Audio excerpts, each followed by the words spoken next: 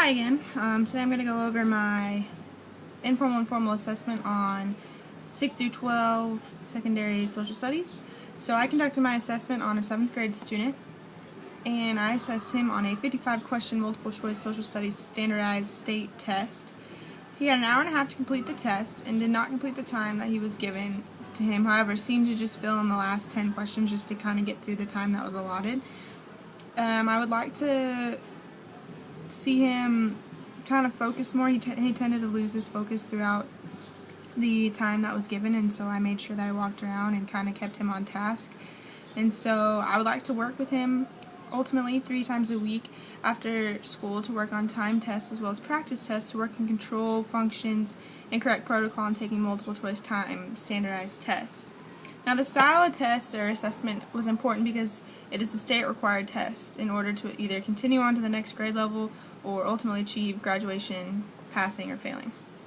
The style of testing is hard because all students in the class tend to have a different learning style and methods as well as test-taking methods, and so teaching it is hard because it's hard to be able to meet to all the students' needs, since one student may be better at standardized tests than another and stuff like that. And so my student is 13 years old of age and he's in the 7th grade, and I'd like to evaluate him on multiple choice portion of testing materials, and I chose the formatting test style that's used in the state of Texas just for an example. And so this is the actual test in which he took. And so as you can see, it is 54 multiple choice questions on just different things over the subject of history itself. Scrolling all the way down. 55, excuse me. And he had an hour and a half to complete the test. So you see here, the style of testing is hard because all students in the class have different learning styles as mentioned before.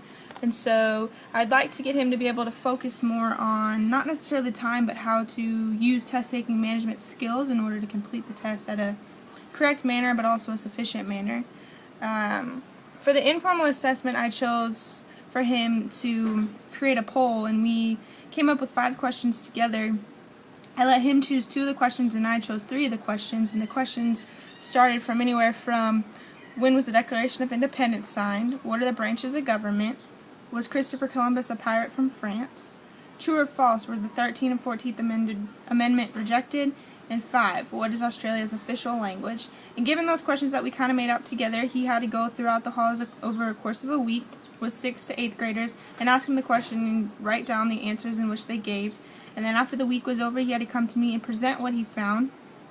And I believe that this truly helped him for assessing, gain just not only a passion of the subject, but as well as more of a social aspect, and kind of furthered his confidence in the whole thing. And so I was very impressed with his work ethic and will to get better within the subject and want to improve on his test-taking skills.